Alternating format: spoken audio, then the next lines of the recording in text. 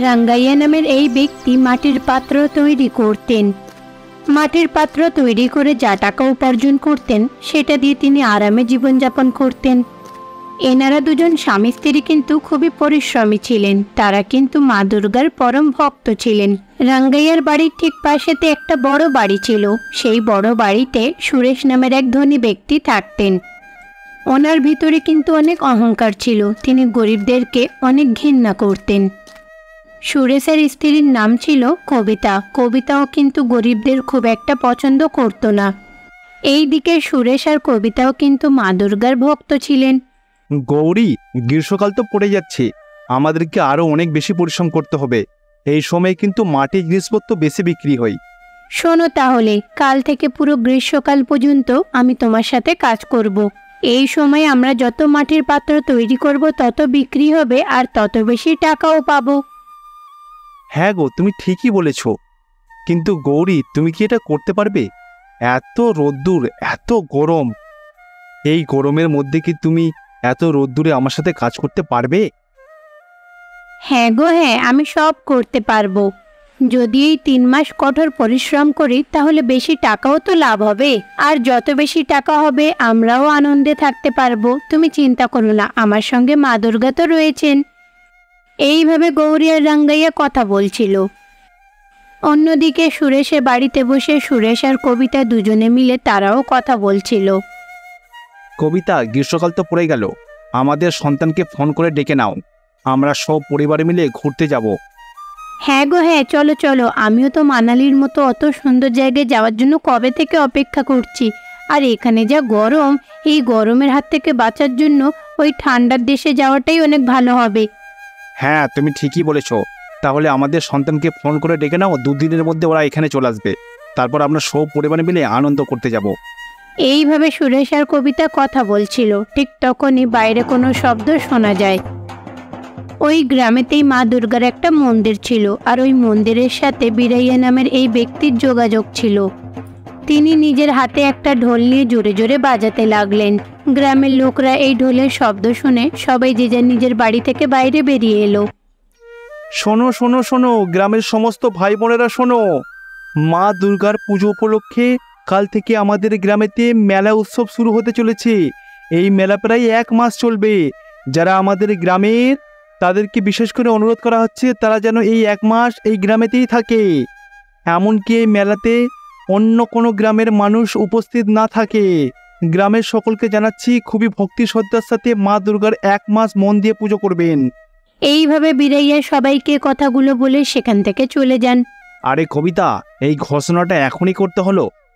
এইটা যদি 2 দিন পরে করতো তাহলে আমরা তো ঘুরতে বেরিয়ে যেতে পারতাম। এখন তো এখানেই থাকতে হবে দেখছি। শোনো, সততার সাথে কিন্তু থাকতে হবে। কি আর করা যাবে, এখন এই গরমে পুরো 1 মাস এই গ্রামে পচে মরতে হবে। এইভাবে সুরেশ আর কবিতা যখন বারান্দায় দাঁড়িয়ে কথা বলছিল তখন তারা নিচে দেখলো। আরে গৌরী, আমাদের 1 মাস দুর্গা মায়ের সেবা করার সুযোগ এসেছে। সেই জন্য বলছিলাম, এই সুযোগ মোটেও হাতছাড়া করা যাবে না, ঠিক আছে? হ্যাঁ গো, তুমি যেটা বললে একদমই ঠিক বললে। চলো, এখন 1 মাস আমরা শ্রদ্ধার সাথে পুজো করব।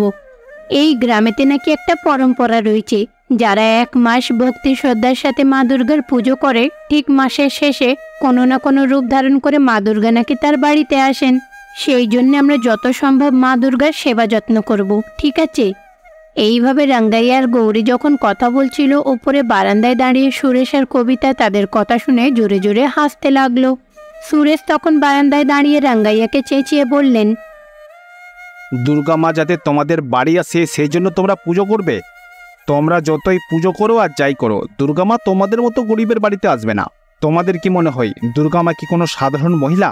তোমরা এটা ভেবো না যে দুর্গা মা তোমাদের বাড়িতে আসবে। ছি! আরে সুরেশ বাবু, আপনি এটা কি বলছেন? দুর্গা মায়ের কাছে কোনো ধনী বা গরিব হয় না, সবাই হচ্ছে তার সন্তান। যে ভক্তি এবং শ্রদ্ধা দিয়ে তার সেবা করবে, দুর্গা মা অবশ্যই তারই বাড়িতে আসবে, সে ধনী হোক কিংবা গরিব। তাহলে ঠিক আছে, চলো তোমাদের পরিবার আর আমাদের পরিবার যে যার নিজের মতো পুজো করব। তারপরে দেখা যাক মাস শেষে মা দুর্গা কার বাড়িতে আসেন।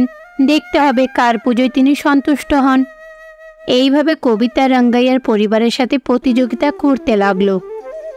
সেই জন্য পরের দিন থেকে রাঙ্গাইয়ার পরিবার আর সুরেশের পরিবার তারা যে যার নিজের মতো আলাদাভাবে পুজো করতে শুরু করে দিল।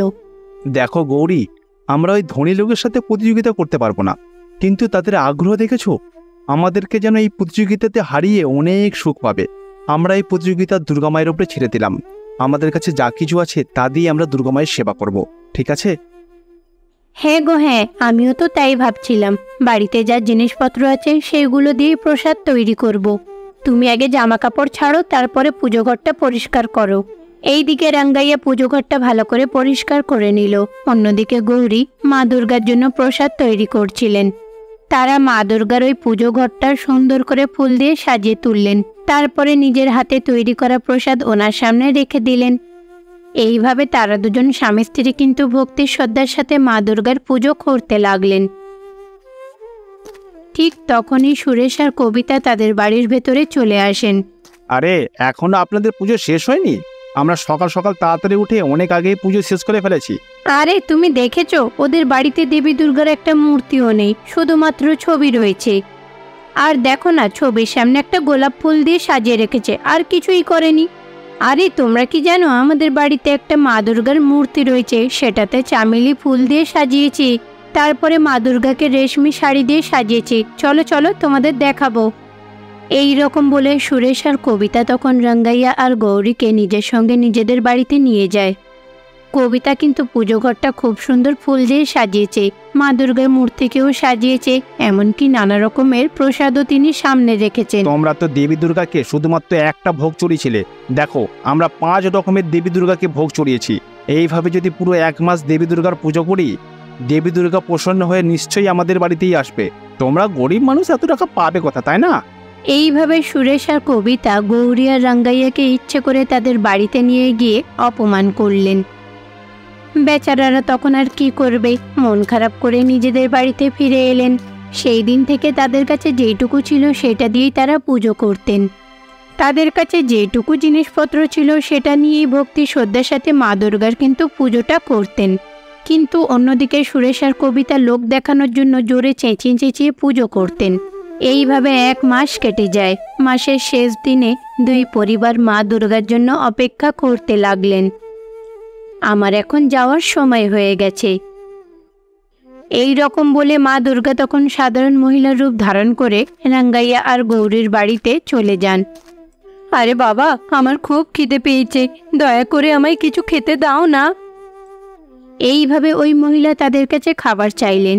এইটা দেখে রাঙ্গাইয়া আর গৌরী মনে মনে ভাবে হয়তো ইনি মা দুর্গা হতে পারেন। তাই তারা কিন্তু ওই মহিলাকে বাড়ির ভেতরে নিয়ে গিয়ে খুব আদর যত্ন করে খাবার খেতে দিলেন। খুব সুন্দর পরিপাটি করে খাবারগুলো সাজিয়ে দিলেন। এই ব্যাপারে জানতে পেরে সুরেশ আর কবিতা সঙ্গে সঙ্গে তাদের বাড়িতে ছুটে এলেন। যখন সুরেশ দেখল মা দেবী ওই বাড়িতে খাচ্ছেন, তখন তিনি বলেন, আরে মা, আপনি এরকম একটা অপয়া বাড়িতে কেন এসেছেন? এখানে পাখা নেই, এসি নেই, চলুন আমার বাড়িতে চলুন, সমস্ত রকম সুযোগ সুবিধা রয়েছে। এই রকম বলে সুরেশ আর কবিতা মা দুর্গা যখন খাচ্ছিলেন, ওনার হাত ধরে ওনাকে নিজের বাড়িতে নিয়ে যাওয়ার চেষ্টা করতে লাগলেন। এইটা দেখে মা দুর্গা খুব রেগে যান। তখন তিনি সাধারণ মহিলার রূপ ছেড়ে দিয়ে আসল রূপে ফিরে এলেন। তোমরা এটা কি করছো? যেখানে শোরগোল হয় আমি সেখানে থাকি না, যেখানে শুদ্ধ প্রেম ভক্তি থাকে আমি সেখানেই থাকি। এই মাসে কিন্তু এই দম্পতিরা খুবই ভক্তি শ্রদ্ধার সাথে আমার পুজো করেছে, আর তোমরা নিজেদের সম্মান বাড়ানোর জন্য, লোক দেখানোর জন্য পুজো করেছো। এদের পুজোয় সন্তুষ্ট হয়ে এদের বাড়িতে চলে এলাম। তোমাদের পুজোয় কোনো ভক্তি শ্রদ্ধাই ছিল না, তোমরা বড় লোক বলে তোমাদের অনেক অহংকার। এইভাবে যখন মা দুর্গা বললেন, তখন সুরেশ আর কবিতা তাদের ভুল বুঝতে পারলেন। তারা দুজনে মা দুর্গার চরণ ধরে ক্ষমা চাইতে লাগলেন। মা দুর্গা তারপরে তাদের সবাইকে আশীর্বাদ করলেন আর সেখান থেকে উধাও হয়ে যান। দেবীপুর নামক এই গ্রামেতে বাসুদেব নামের এক ব্যক্তি থাকতেন। বাসুদেবের স্ত্রীর নাম ছিল সুলোচনা। তারা দুজন স্বামী স্ত্রী বাড়িতে থেকে মাটি দিয়ে চুড়ি তৈরি করতেন। সেইগুলো তারপরে তারা পাটনা শহরে গিয়ে বিক্রি করতেন। এইভাবে এই দম্পতিরা চুড়ির ওপরেই নির্ভর করে তাদের জীবনযাপন করতেন। আরে সুলোচনা, আমাদের মাটির চুড়ির ব্যবসা কিন্তু খুবই ভালো করে চলছে, আর এই সব কিছুই মা দুর্গার জন্য হয়েছে। হ্যাঁ, এই সব কিছু মা দুর্গার কারণেই হয়েছে। ওনার কৃপা না থাকলে আমরা এই ব্যবসাটা করতেই পারতাম না। তাই এবারে যে চুড়িগুলো তৈরি করব, সবার আগে একটা চুড়ি নিয়ে মা দুর্গাকে দেব। হ্যাঁ সুলোচনা, আগের বারে যে মাটির চুড়িগুলো তৈরি করেছিলাম তার মধ্যে আর কয়েকটা মাত্র বেঁচে আছে। তাহলে চলো আমরা দুজন মিলে স্বামী স্ত্রী কালকে আরও কিছু মাটির চুড়ি তৈরি করি, আর আমাদের তৈরি করা সর্বপ্রথম মাটির চুড়িগুলো দেবী দুর্গাকে অর্পণ করব, কারণ আমাদের জীবনে উন্নতির কারণই হচ্ছে মা দুর্গা। এই রকম বলে বাসুদেব ওনার কাছে থাকা চুড়িগুলো নিয়ে পাটনা শহরে গিয়ে বাজারে বিক্রি করতে লাগলেন। এইভাবে তিনি পাটনা শহরের বাজারেই চুড়ি বিক্রি করতেন। এখানে শুধু বাসুদেব নয়, সেখানে আরও অনেক ব্যক্তিরাই মাটির চুড়ি তৈরি করে বিক্রি করতেন। এমনই একদিন বাসুদেব যখন ঠেলা গাড়িতে করে চুড়ি বিক্রি করছিল, তখনই তার কাছে দুটো মহিলা এলেন। ওনারা এসে বলেন, আরে দাদা, আমাকে 1 ডজন চুড়ি দিন, আর হ্যাঁ, একটাও ভাঙা দেবেন না, ভালো করে চেক করে নেবেন যাতে ভাঙা না থাকে। আমরা সেই গ্রাম থেকে এসেছি, ভাঙা যদি বেরোয় বাড়িতে গিয়ে দেখি তাহলে এত দূরে এসে আবার ফেরত করতে পারবো না। দেখুন, আমি কিন্তু দেবী দুর্গা মায়ের ভক্ত, আমি এমনিতেই কাউকে ঠকাই না। আর এমনিতেও দেবী দুর্গা কিন্তু এই চুড়িগুলো খুবই পছন্দ করেন। আর আমি আপনাদেরকে ভাঙা চুড়ি দিয়ে ঠকাবো এটা আপনারা ভাবলেন কি করে? আমাকে বিশ্বাস করে আপনারা নিশ্চিন্তে নিয়ে যান, যদি কোনো ভাঙা চুড়ি বেরোয় নিয়ে আসবেন, চেঞ্জ করে দেব। তারপরে বাসুদেব চুড়িগুলোকে ভালো করে খবরের কাগজে মুড়ে কল্পনা আর ললিতার হাতে দিয়ে দিলেন। এইদিকে কল্পনা আর ললিতা চুড়িগুলো নিয়ে তাদের গ্রামে যাবে বলে বেরিয়ে পড়েন। এইদিকে বাসুদেব কঠোর পরিশ্রম করলো সারাদিন। তারপরে চুড়ি বিক্রি করে যা টাকা উপার্জন হলো সেইগুলো নিয়ে বাড়ি ফিরলেন। আরে সুলোচনা, আজকেও মা দুর্গা দেবীর কৃপাতে ব্যবসা খুবই ভালো হয়েছে, এই দেখো। হ্যাঁ ঠিক আছে, তুমি খুব ভালো কথা বললে। এবারে যাও, হাত মুখ ধুয়ে নাও, খাবার খেয়ে ঘুমিয়ে পড়ো। তোমার মনে আছে তো, কালকে সকালে উঠে আগে আমাদের চুড়ি তৈরি করতে হবে, আর সেই চুড়িগুলোর প্রথম চুড়ি কিন্তু মা দুর্গাকে আগে দিতে হবে, মনে আছে? এইভাবে সুলোচনা তার স্বামীকে বলল। তারপরে বাসুদেবকে খেতে দিল। খাওয়া দাওয়া শেষ করে দুজনে ঘুমিয়ে পড়ল। পরের দিন সকালে তারা তাড়াতাড়ি ঘুম থেকে উঠে পড়ে। তারপরে দুজনে মিলে সকাল থেকেই মাটির চুড়ি তৈরি করার জন্য কঠোর পরিশ্রম করতে লাগলো। তারা দুজনে মিলে মাটি দিয়ে রঙিন চুড়ি তৈরি করার কাজে লেগে পড়ে। কি গো, এবারে কিন্তু চুড়িগুলো খুব সুন্দর হয়েছে, তাই না? দেখতেও কি সুন্দর লাগছে দেখো। আগের বারের তুলনায় চুড়িগুলো খুব ভালো হয়েছে। মা দুর্গার কিন্তু হলুদ রং খুব পছন্দ, তাই ওনার জন্য হলুদ চুড়িগুলো নেব, আর ওই 7 রঙের যে চুড়ি তৈরি করেছি সেইগুলো নেব। ঠিক আছে, চলো চুড়িগুলো নিয়ে মা দুর্গার সামনে চড়িয়ে দিয়ে আসি, তাড়াতাড়ি করো। এইভাবে তারা দুজন স্বামী স্ত্রী মিলে 7 রঙের চুড়ি আর লাল হলুদ কালারের চুড়ি নিয়ে মা দুর্গার চরণের সামনে গিয়ে রেখে দিল। তারপরে মা দুর্গার মূর্তির সামনে বসে এইভাবে প্রার্থনা করতে লাগলো, হে মা দুর্গা, এতদিন আপনার কৃপার কারণেই আমাদের ব্যবসাটা খুব ভালোভাবে চলছে। আপনি শুধু আশীর্বাদ করুন যাতে আমাদের ব্যবসায় কোনো বাধা বিপত্তি না আসে, তাহলে এই ব্যবসাটা ভালোভাবে চলবে। এইভাবে সুলোচনা দেবী দুর্গার কাছে প্রার্থনা করলো। বাসুদেবও মা দুর্গার কাছে প্রার্থনা করে। সুলোচনা, আমার মাথায় একটা বুদ্ধি এসেছে। কালকে যখন মার্কেটে চুড়ি বিক্রি করছিলাম, আমাদের গ্রাম থেকে 2টো মহিলা এসেছিল। তাদের দুজনের সাথে কথা বলে আমি একটা জিনিস খুব ভালো করে বুঝতে পেরেছি। কি কথা গো?